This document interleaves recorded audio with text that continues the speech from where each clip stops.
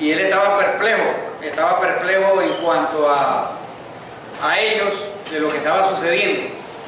Y lo que estaba sucediendo en los hermanos allá era que ya no estaban sirviendo a los ídolos como era común en la cultura griega, sino que ya estaban sirviendo a otra clase de ídolos, y era un ídolo menos visible, que era la religiosidad, en la cual estaban poniendo eso por encima de una relación con Dios.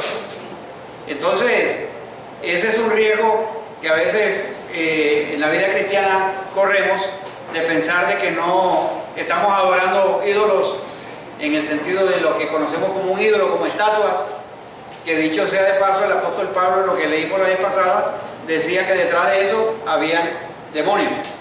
Entonces, que cuando se sirve a los ídolos, se sirve a los demonios. Entonces, los hermanos gálatas estaban sirviendo y adorando los días de fiesta, los meses, los tiempos, los años, y eso se había vuelto una idolatría por encima de la relación con Dios. Y uno de los temas centrales de la carta a los Gálatas es que definitivamente la fe en Cristo no es una religión, sino una relación con Dios, y que muchos fácilmente pueden practicar una religión, pero estar lejos de una relación con Dios.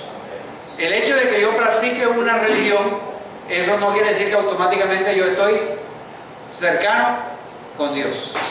Entonces, lo obvio para ellos era en ese entonces, bueno, ya no adoramos ídolos, sino que adoramos al Dios vivo y verdadero. Pero habían dejado a un lado al Dios vivo y verdadero y estaban sirviendo a la religiosidad. Vamos a orar. Señor, llegamos delante de ti en esta mañana con mucho agradecimiento, reconociendo que tú has estado obrando en medio de nosotros. Gracias por las diferentes maneras en que tú te has manifestado y te seguirás manifestando entre nosotros. Ahora que llegamos a este punto, Señor, de estudiar tu palabra, te pedimos que tú nos ayudes y que tú nos animes a través de ella. Gracias en el nombre de Cristo Jesús. Amén. Esta semana, exactamente el viernes, estuve en Cartagena compartiendo con la iglesia Shalom, con los ancianos de la iglesia allá Shalom, y en la conversación surgió algo de lo que tiene que ver con el movimiento mesiánico y lo que había pasado con una iglesia cerca de Nuevo Bosque, que se llama Los Calamares. Un pastor amigo, junto con su esposa, empezaron en la iglesia a hacer que el día de Pentecostés, que a celebrar la Pascua, que ya, por ejemplo, tenían un candelabro y eso parecía como inofensivo. Y en el proceso del tiempo, de pronto un día ya el pastor se apareció con una kipá, y luego poco a poco, ya que había que observar y guardar el día sábado, luego después ya que la circuncisión total, en la vuelta de 6 o 8 meses, esa es una iglesia, ahora es una sinagoga, se convirtió prácticamente en una sinagoga. Y venía de un trasfondo de una iglesia bien firme, una iglesia cuadrangular bien firme. Y completamente el judaísmo los absorbió. Y entonces pensaba en eso, o sea, que era lo que estaba pasando con la iglesia de los Gálatas, que habiendo sido liberados de la maldición de la ley por la obra de Jesucristo en la cruz del Calvario, ahora estaban volviendo otra vez a asumir todos esos asuntos de la ley y no solamente de la ley, sino a convertirse en judíos, que era lo que enseñaban los falsos maestros. Entonces, teniendo en cuenta eso, de que la carta y el tema de hoy es la seguridad de ser conocido por Dios. Toda la carta a los Gálatas trata de cómo nosotros en Jesucristo, el veredicto de Dios es que nosotros somos justificados. O sea, somos justificados no por lo que nosotros hacemos, sino por lo que Jesucristo hizo en la cruz del Calvario. Dios nos ve completamente perfectos y justos. O sea, esa es una de las noticias de la carta a los Gálatas. O sea, Dios los ve a ustedes completamente perfectos y justos, aunque en la práctica no es así. En la práctica no somos perfectos y justos, pero Dios nos ve porque Dios nos ve a través de lo que hizo Jesucristo. Y la ilustración para eso es entendiendo como cuando usted tiene una deuda. Usted tiene una deuda, debe al fisco nacional una cantidad de dinero por impuestos. Y usted está preocupado por esa deuda va creciendo y ya le cobran intereses sobre intereses y eso va creciendo y usted está muy preocupado por eso.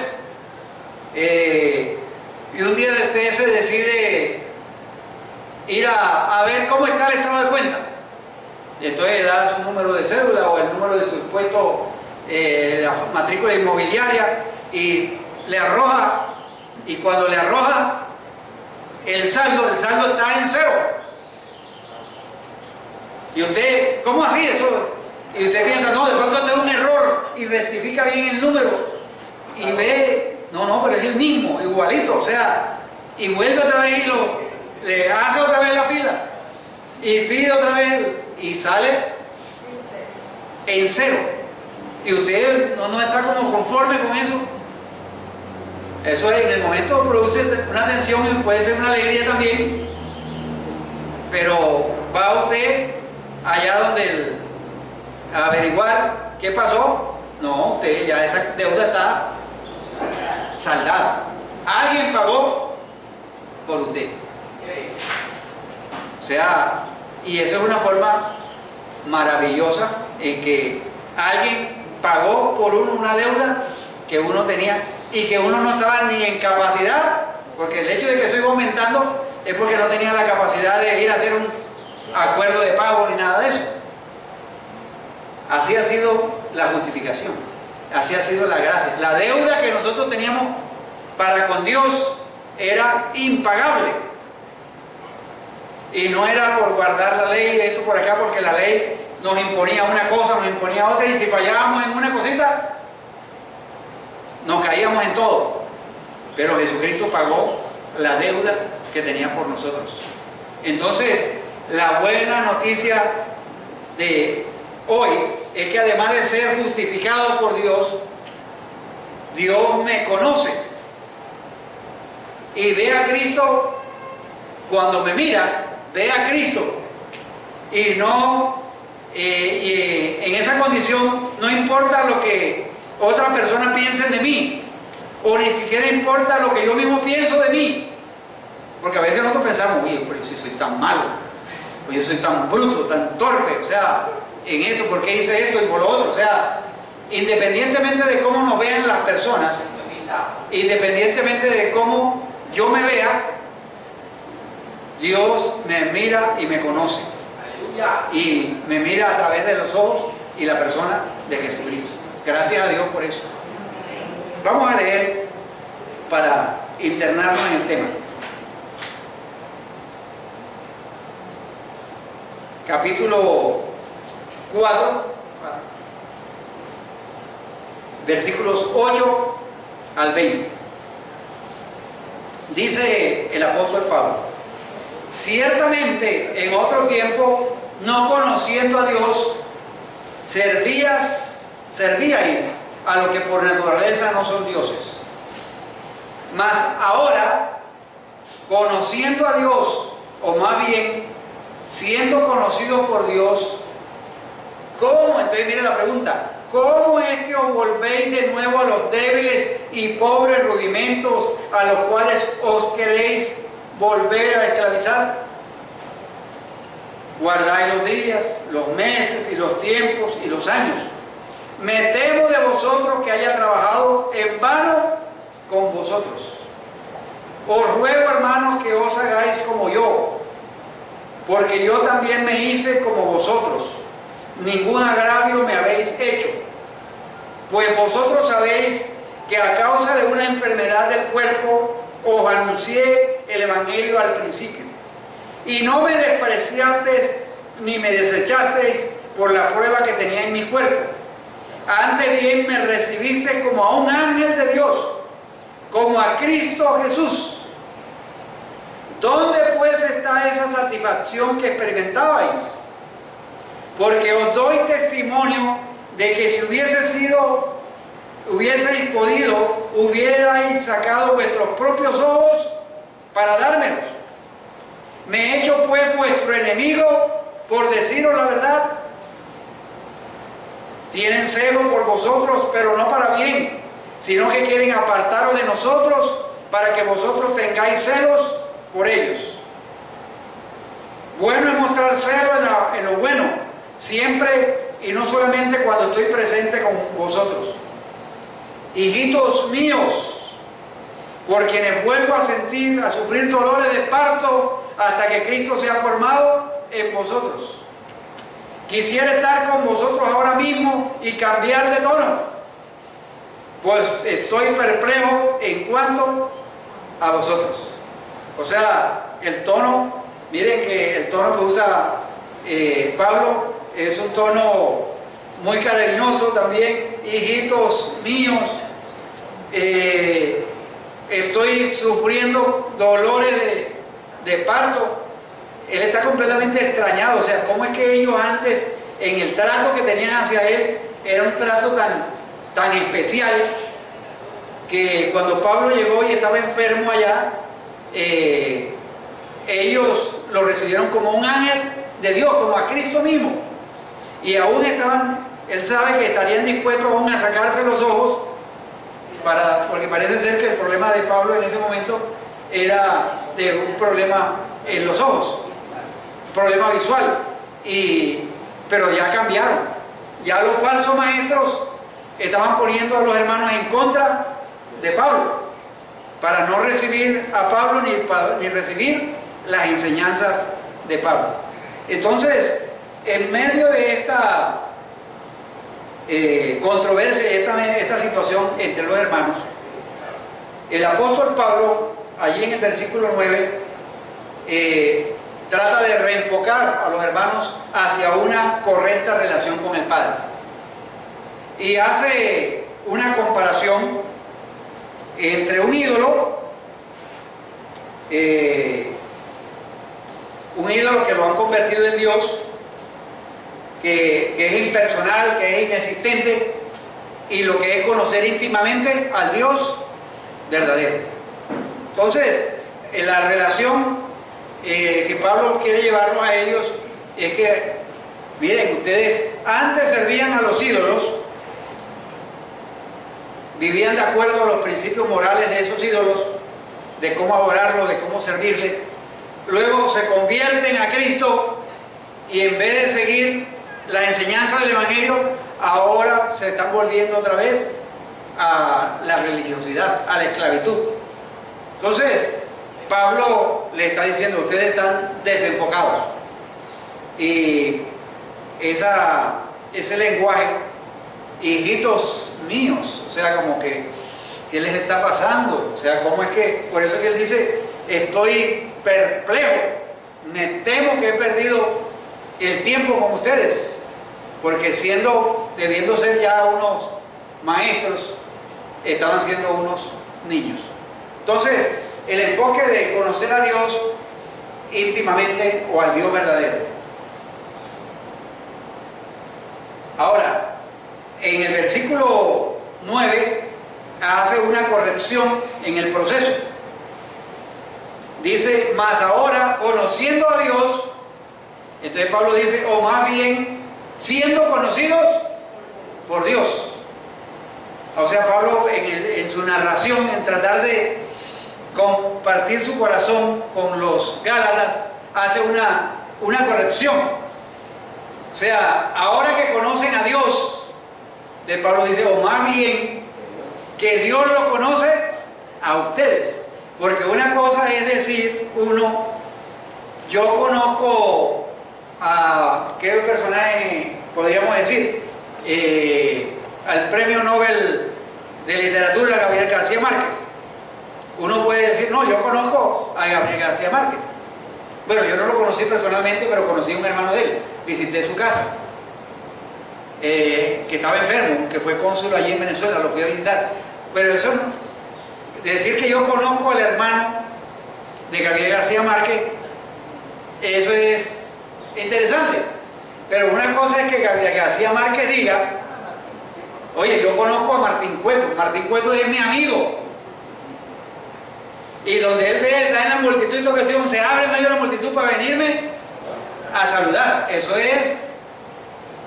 es todavía mayor. O sea, yo puedo decir, no, yo lo conozco. Yo leo, de hecho estoy leyendo 100 años de soledad otra vez. Entonces, yo estoy leyendo, lo conozco por lo que dice. Pero una cosa es que él diga que él me conoce. Una cosa es que yo diga, no, yo conozco a Dios. Yo leo acerca de Dios. Otra cosa es lo que Pablo está diciendo. Mire, Dios los conoce a ustedes. Ustedes han sido conocidos por Dios. Eso lo dice el versículo 9. Pablo no está diciendo que no conocen a Dios. Cualquier persona que tenga vida eterna conoce a Dios.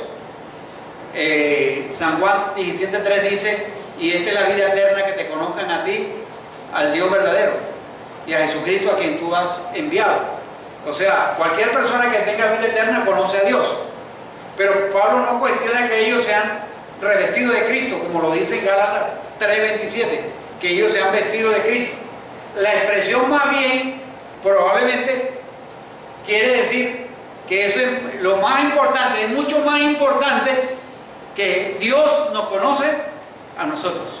Eso está bien, usted conoce a Dios, pero es de mayor trascendencia, mucho más importante que usted es conocido por Dios. Y eso es trascendental. O sea, Dios me conoce. Dios sabe quién soy yo. Dios dice que el Salmo 139 creo que es, donde dice que antes de que el embrión viera nuestros ojos, ya Dios nos conocía. Exacto, mi embrión vieron tus ojos. Dios nos conoce. Y ahora más en esa relación que tenemos con el Padre a través de la obra de Jesucristo. Entonces, hay algo muy importante, es que Dios nos conoce. Entonces, viene la pregunta que hace el apóstol Pablo. Pablo usa mucho un estilo de preguntas, que en ese estilo de preguntas encierra a veces la respuesta. Entonces la pregunta de él, o sea, si ustedes conocen a Dios y Dios los conoce a ustedes, ¿cómo ustedes pueden volverse a los ídolos? O sea, si ya hay esa tal relación de ustedes con Dios, de Dios con ustedes, ¿cómo es que se vuelven a los ídolos? O sea, y en el hecho de que ya Dios los conoce a ustedes. O sea, a Pablo le parece eso como insólito. O sea, oye, eso no hay coherencia. Ustedes conocen a Dios, pero mucho más importante que Dios los conoce a ustedes. Sin embargo, están sirviéndole a los ídolos. No tiene, diría alguno de ustedes, eso no tiene presentación, hermano. No tiene presentación, y así es. O sea, porque ¿cómo es que ellos, diciendo que conocen a Dios, pero más bien que son conocidos por Dios, están sirviéndole, se vuelven otra vez a los ídolos? No a los ídolos paganos, como de pronto lo estaban haciendo en la vida anterior, pero sí a la vida en la cual los falsos profetas los falsos maestros los estaban induciendo a la idolatría de la religiosidad. Ahora, lo que hace que una persona sea cristiana no es tanto que ella conozca a Dios, sino que Dios la conozca a ella.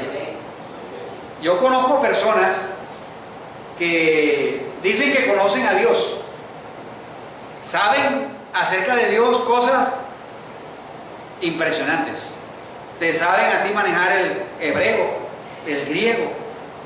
O sea, yo tuve un tiempo dialogando con una persona, un médico, no está aquí para que no se sientan aludidos, y ese médico, o sea, vez tras vez, era tratar de probar de que la Biblia no era la palabra de Dios. Y en eso, ese era el debate con él, o sea, y tenía mucho conocimiento, y me citaba algunas frases en hebreo, en griego, y esto por aquí, por allá, conocía, pero en su vida práctica era un desastre. O sea, tenía mucho conocimiento de Dios, pero realmente no tenía una relación con Dios. Entonces, miren, donde Pablo está apuntando acá, es que uno puede tener mucha religión, pero no tiene una relación con Dios. Y estos hermanos, lo que estaban enseñando los falsos maestros es, vea, en cuanto a religión nadie les puede, son campeones en cuanto a la religión, pero en cuanto a la relación con Dios, entonces Pablo está ayudándoles a, no se me pase por ahí por adelante, para aclarar algo.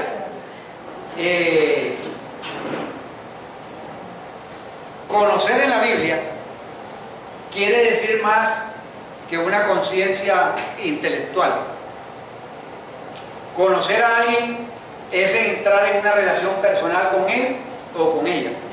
Es hasta el punto que en la Biblia, en el Antiguo Testamento, la palabra conocer tenía una connotación de intimidad sexual. Cuando se acuerdan estos hombres de los más antiguos a los más nuevos, allá en Sodoma y Gomorra, hablaron para que los conozcamos. Exactamente, no era para saludarlos y saber, tú te llamas esto y esto, tú te llamas lo otro, tú te llamas... No, o sea, la palabra conocer tenía una connotación de profundidad, de intimidad, una relación muy personal, muy íntima.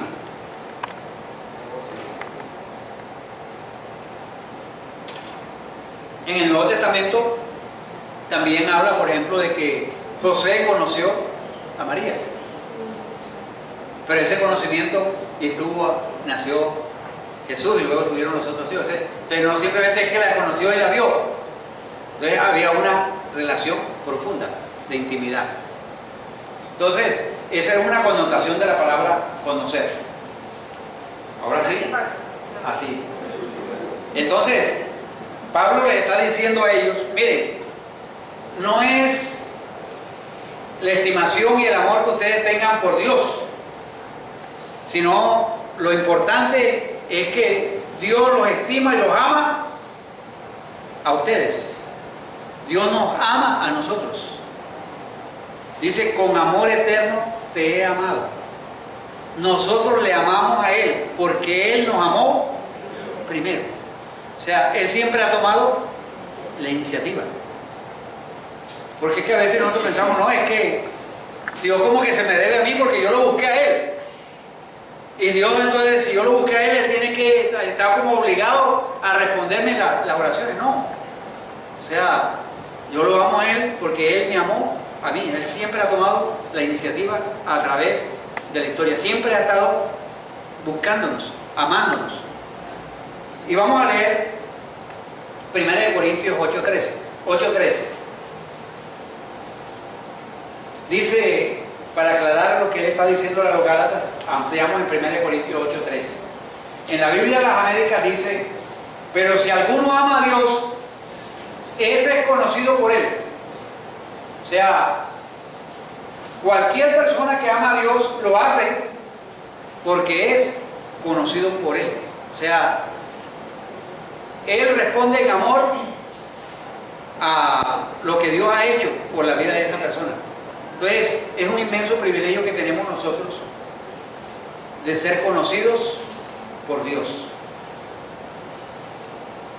Ahora, Dios ha puesto su amor por nosotros en la persona de Jesucristo.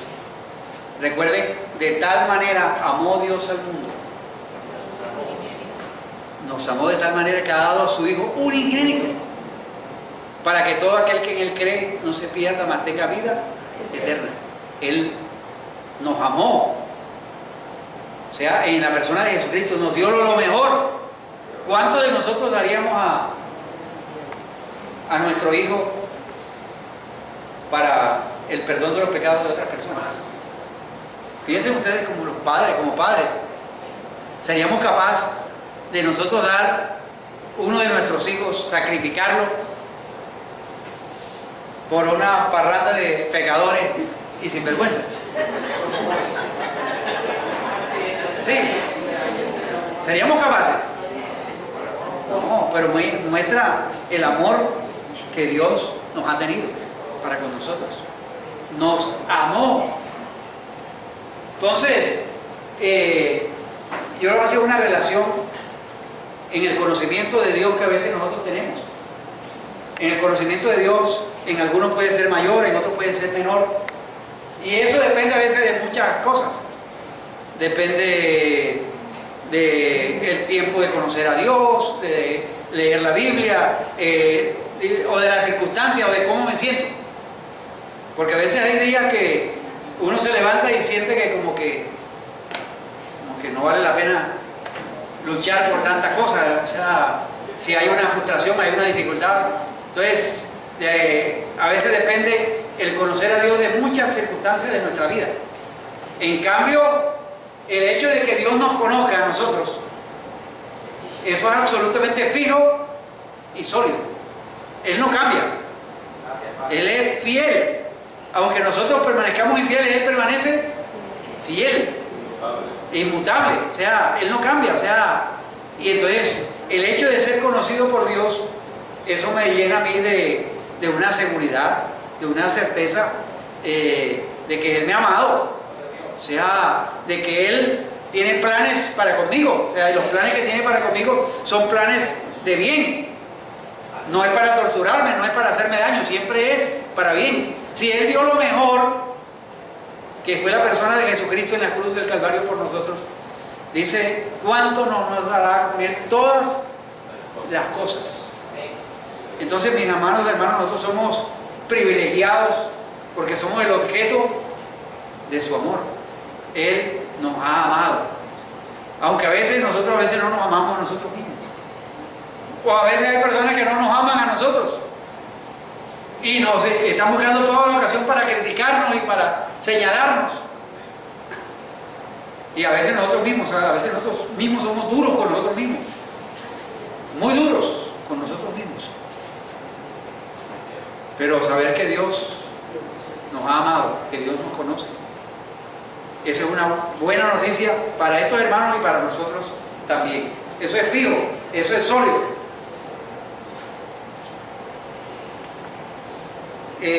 Yo diría que ese es el antídoto contra la idolatría, el saber que Dios me ha amado.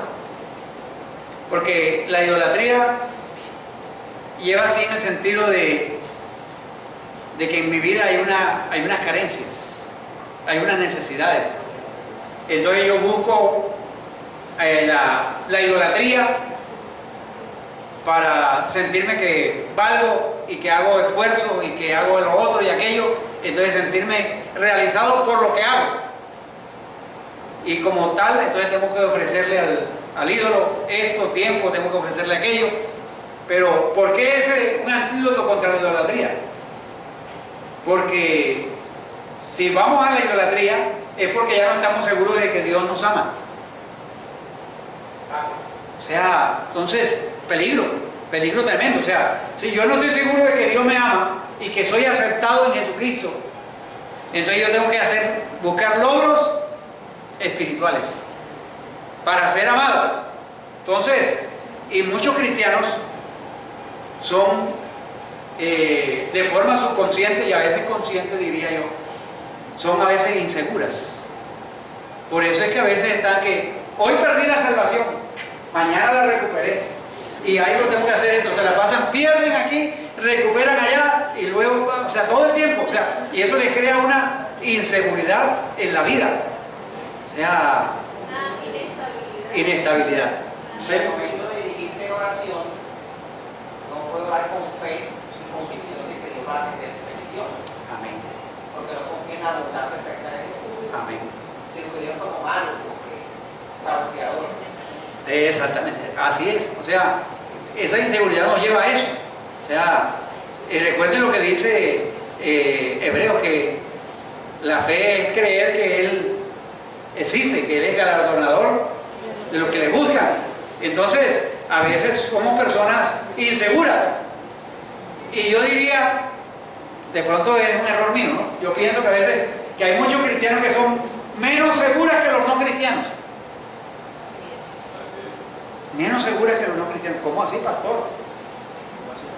Porque es que el cristiano tiene constantemente como unos avisos que le está recibiendo de su entorno cristiano sobre la santidad de Dios, sobre la justicia que se debe tener.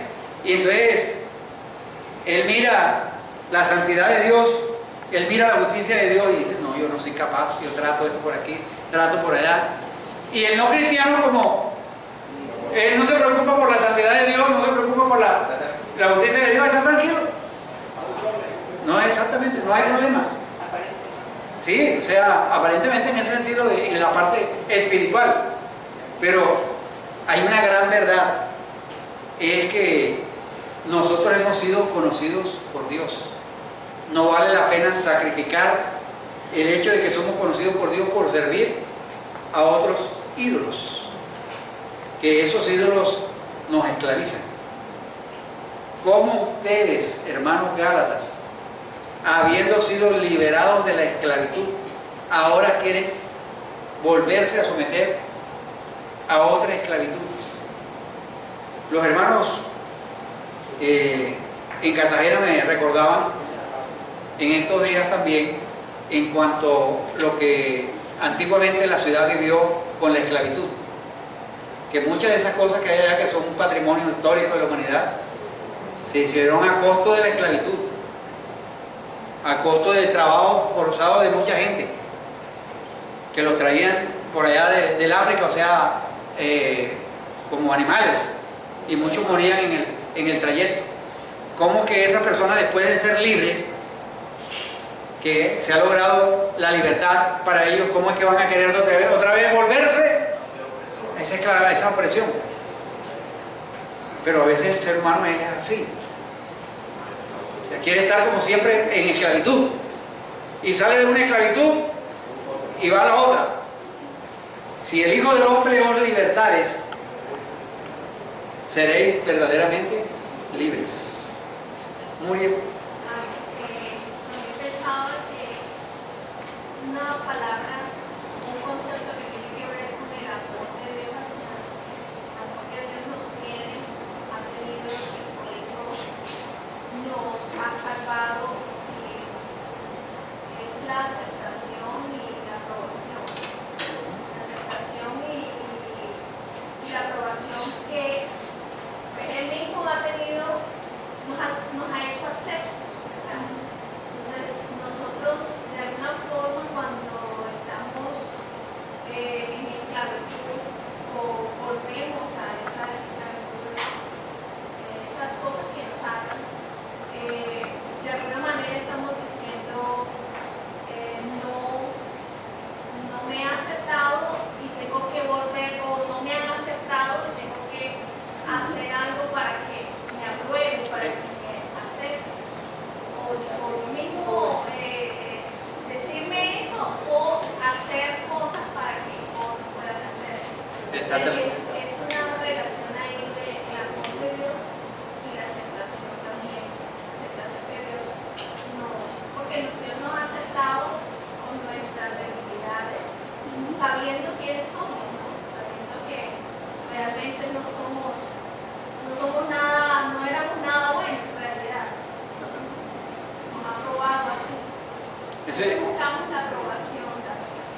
ese es un punto muy importante porque esa aprobación de nosotros mismos o de otras personas,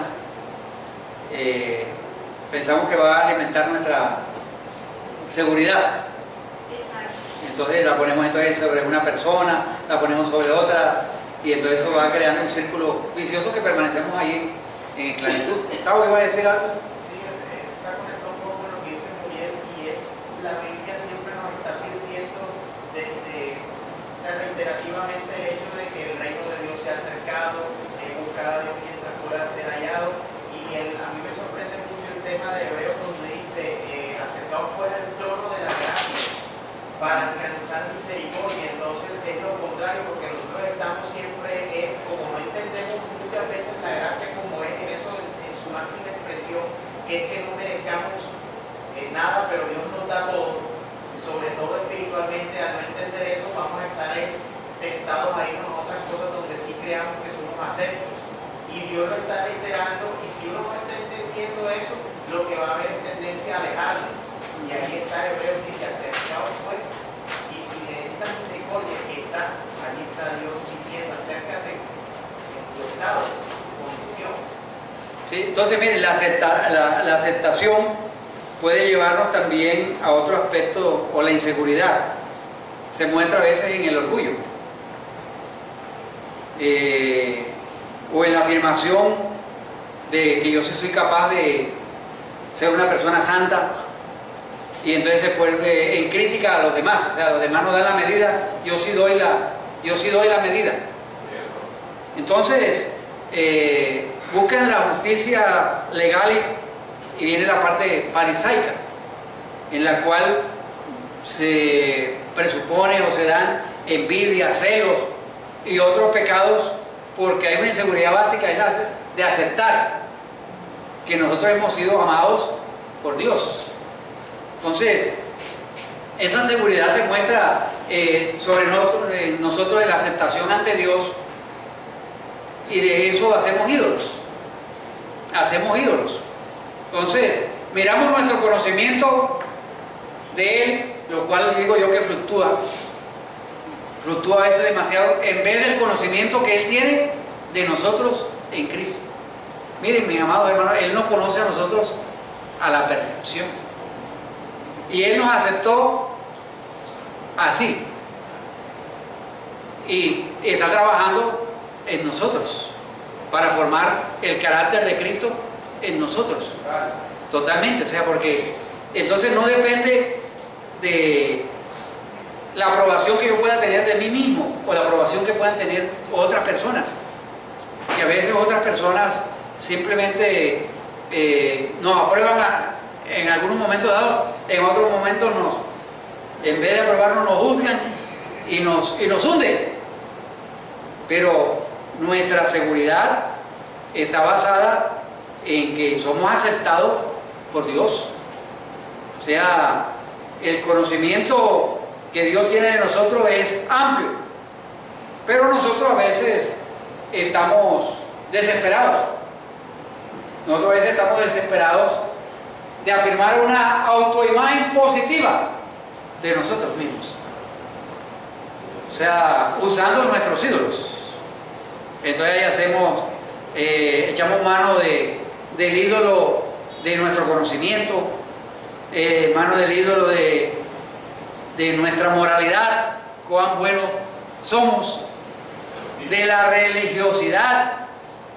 Entonces, eso crea ídolos a los cuales estaban corriendo el riesgo.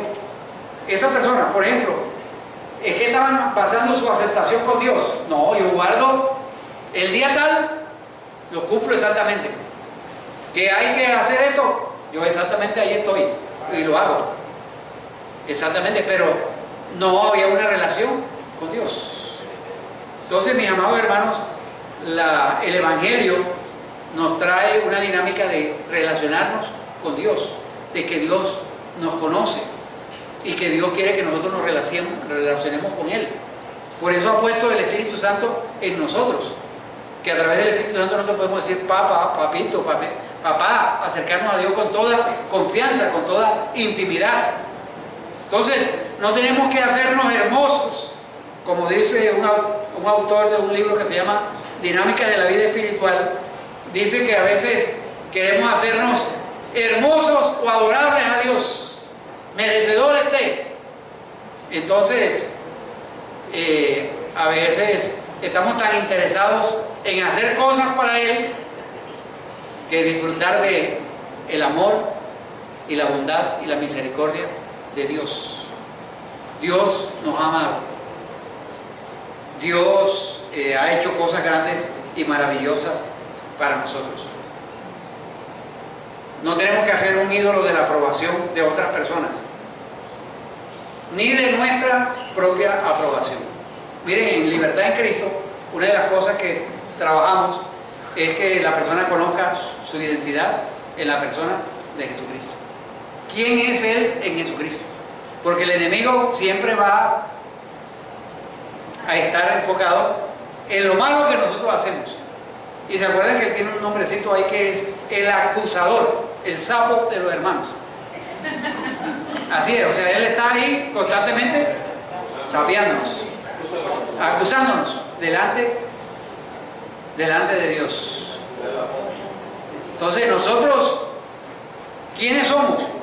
Nosotros somos justificados por Dios, somos hijos de Dios, somos herederos de Dios.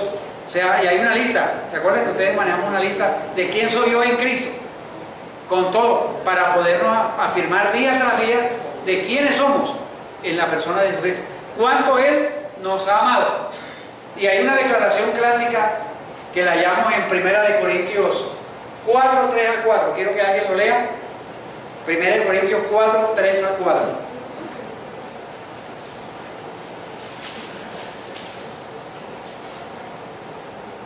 ¿Alguien lo encontró? Yo en muy poco tengo el ser juzgado por vosotros, o por tu hermano.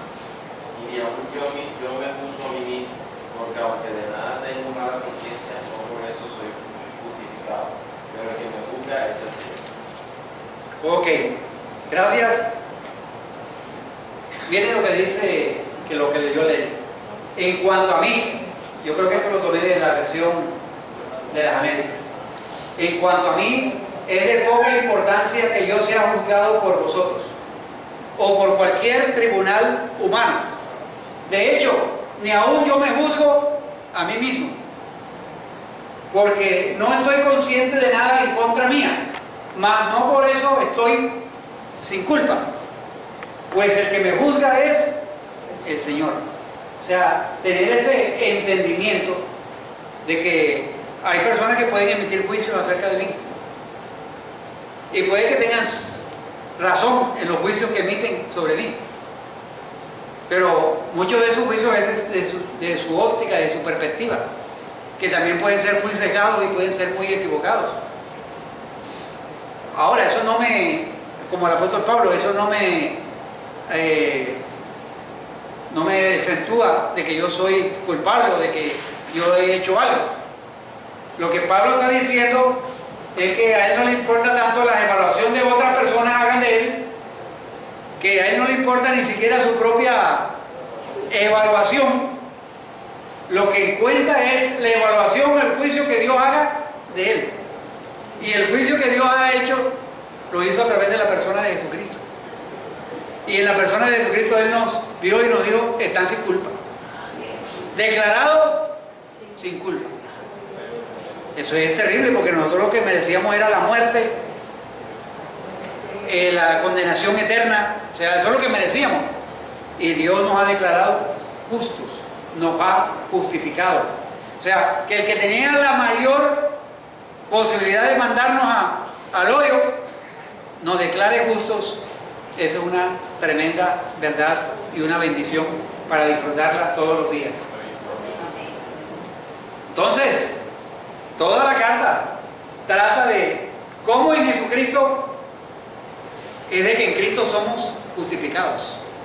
Miren, hermanos de Gálatas, ustedes no tienen que, para ser aprobados por Dios, no, una cosa es, como les decía en una de las charlas anteriores, por cuestiones de salud, que usted decida ser vegano. Eso está bien, si usted lo decide y eche para adelante con eso.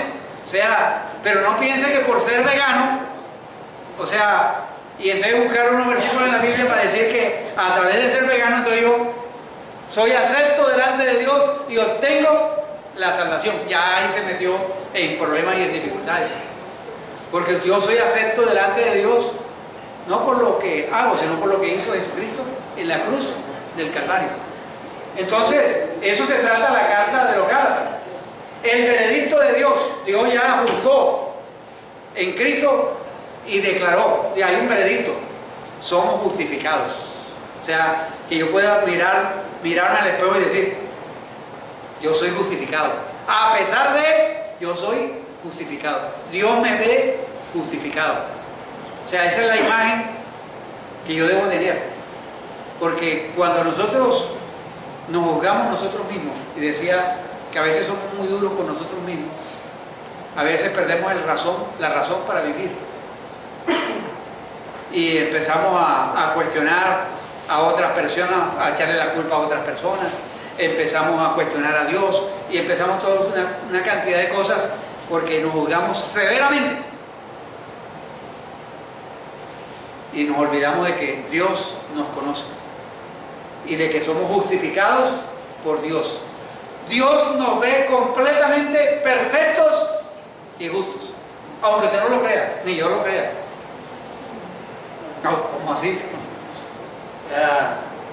Que Dios me ve perfectamente y justo, sí, nos ve así a través de la persona de Jesucristo, porque ese es el sacrificio que Él aceptó por nosotros.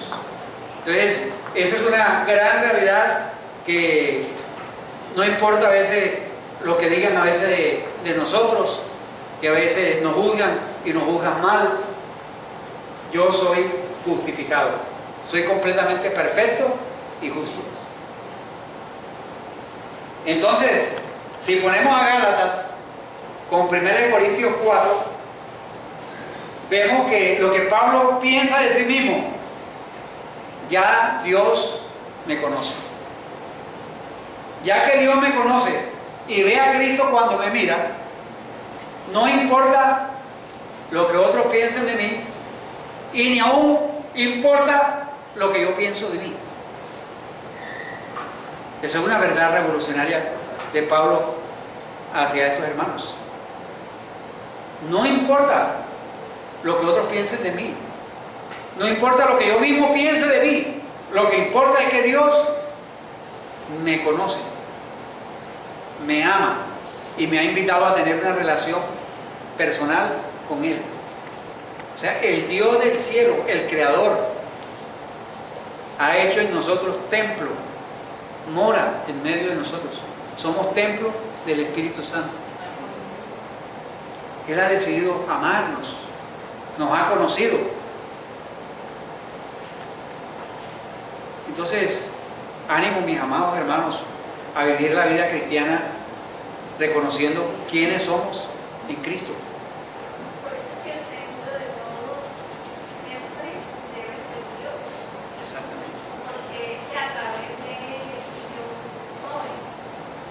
Porque si fuera lo contrario lo que dice ahí, entonces importa lo que pienses tú de ti, y eso es muy inestable. Eso es algo que sí, y ni siquiera me importa lo que yo pienso. Pero si fuera al contrario, me importa lo que yo pienso de mí. Generalmente decimos eso. Sí, exactamente. Generalmente decimos eso. A mí me importa lo que yo pienso de mí. ¿Sí o no? Exactamente. Lo decimos. Pero en realidad lo más importante es que, porque ahí estamos poniéndonos a nosotros como centro. Cuando decimos lo que realmente importa es como Dios me ve, estamos poniendo a Dios como centro. Exactamente, y hay que tener en cuenta de tener Pablo dice que hay que tener un buen concepto de sí, pero como debe ser, como Dios nos ve, porque el concepto de nosotros mismos a veces tiende a nosotros elevarnos sobre los demás o a ponernos inferiores a los demás. Entonces, es mirar el concepto que Dios tiene de mí. Eso es lo que me da a mí valor y lo que me da energía, diría yo, para seguir la vida y enfrentar los retos. Entonces, podemos hacer la conexión de Gálatas con 1 Corintios 4. Entonces, el fundamento central de la seguridad cristiana no es tanto que tu corazón está puesto en Cristo, sino la manera inquebrantable en que Él ha puesto su corazón en ti. Somos conocidos por Dios y no podemos mejorar esa posición. No podemos mejorar esa posición por medio de nuestras obras. O sea, esa posición de ser conocido por Dios no la mejoran las obras que nosotros hagamos, sino que Dios nos ha conocido y tenemos una posición envidiable. O sea, el hecho de que Dios nos conoce, que somos importantes y valiosos para Dios. Eso debe animarnos, mis amados hermanos, a poder compartir esa buena noticia con otros, para que otros puedan experimentar y tener la justificación, puedan tener un encuentro personal con Cristo. Uno encuentra a tantas personas y aún cristianos, por ejemplo, en el Facebook, o sea, en sus estados, o sea, que dependen y reaccionan a lo que uno le dice, y entonces empiezan a humillar al otro, o empiezan a sentirse que nadie lo ama, que están inseguros de esto, inseguros de lo otro. Usted y yo hemos sido conocidos por Dios. Usted no puede mejorar eso. Entonces, no vayamos a adorar a ningún ídolo. Amemos a aquel que ya nos ha conocido, aquel que nos ha amado. Y para terminar, recuerdo a un misionero que me gusta leer mucho acerca de él, se llama Hudson Taylor. Él ministró en la China por allá por el siglo XIX. Él escribía, tenía la costumbre de escribir un diario, y dentro del diario tenía un papelito como lo que hoy podríamos llamarlo nosotros un separador. Tenía un separador allí, y ese separador todos los días lo movía en su diario para que, sin importar lo que estuviera haciendo en la faena del día, él pudiera leer. O sea, tenía escrito ahí en ese papelito lo siguiente, un recordatorio, y era como una oración: Señor Jesús, hazte para mí una realidad viviente y radiante, más presente y fijo a la vista por fe que lo que pudiera parecer cualquier objeto externo. O sea, cualquier objeto externo que pudiera llamarme la atención, yo por la fe quiero que tú estés presente y vivo en mí. Más querido, o sea, refiriéndose a Dios, más querido, más íntimamente cercano, que incluso el lazo terrenal más dulce. En otras palabras, que la relación contigo sea lo más importante aún que el amor del hijo, el amor de la esposa, el amor de otras cosas.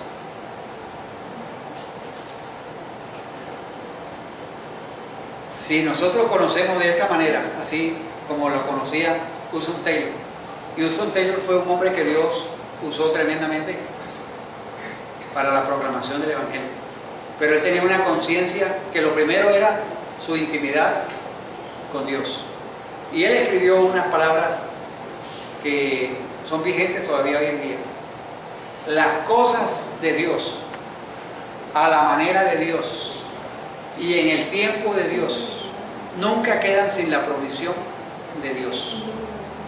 Él se fue hacia la China y él, bajo su ministerio, llevó a muchos misioneros a predicar el Evangelio a China, y hubo momentos en que no tenían ningún tipo de recursos, pero él enseñaba a esos nuevos misioneros a tener una intimidad y una comunión con Dios, que lo primero fuera Dios, Y ellos decían, si ustedes buscan a Dios, Él se encarga de las cosas de ustedes.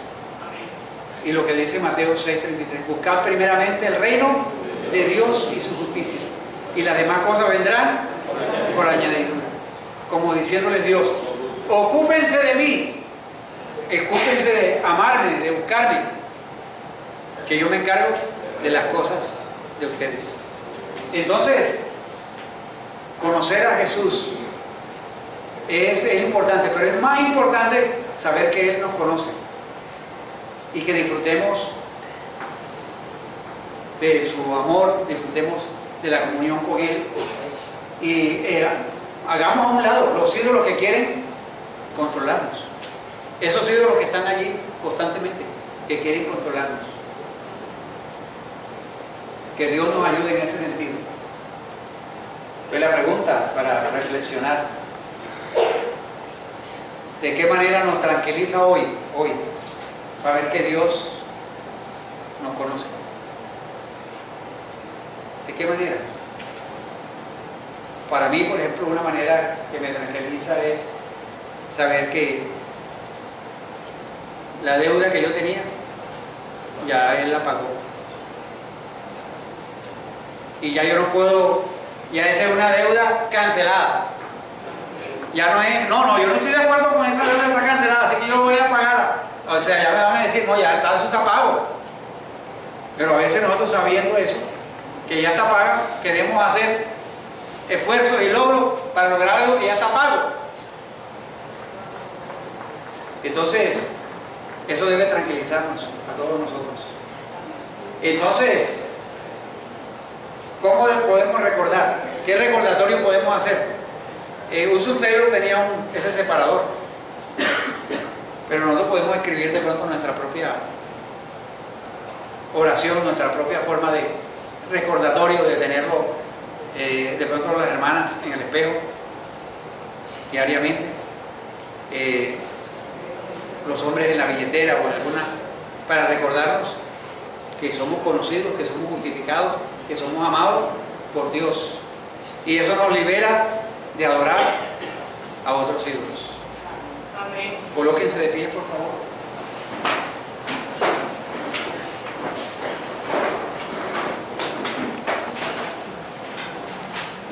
Voy a pedirle a Felipe que nos dirija en oración para que estas verdades se profundicen en nuestro ser.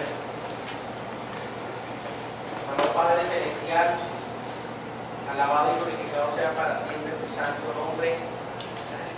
Reconocemos que tú eres Dios vivo y verdadero y que el Señor Jesucristo es el mismo de ayer, de hoy y de siempre. Gracias. Gracias, Señor, por esta palabra que nos has regalado esta mañana, que nos ha recordado, Señor, lo importante y valioso que somos para ti, Señor. Te quiero pedir en el precioso nombre del Señor Jesucristo que nos ayudes a vivir esa realidad por tu Espíritu, que avives el fuego de nuestros corazones para que te demos la prioridad a ti y que no caigamos en la tentación, Señor, de otras cosas, Padre Celestial, que puedan apagar ese fuego. Avívanos, Padre Celestial, por tu Espíritu y que deseemos, Padre Celestial, apartar tiempos para estar a solas contigo, para conocerte por tu palabra, para vigilar, para ayunar, para profundizar en nuestra relación contigo, Señor. Porque esa es la manera, Padre Celestial, que podemos vivir, oh Dios, percibo que podemos vivir en dependencia de ti, Señor. Gracias, Padre, porque tú nos prometes, Padre, que en relación contigo todas las cosas más llevaderas. Gracias, Padre, por eso, en Cristo Jesús. Amén. Amén. Que Dios nos bendiga y que esta semana sea también de mucha victoria. Amén.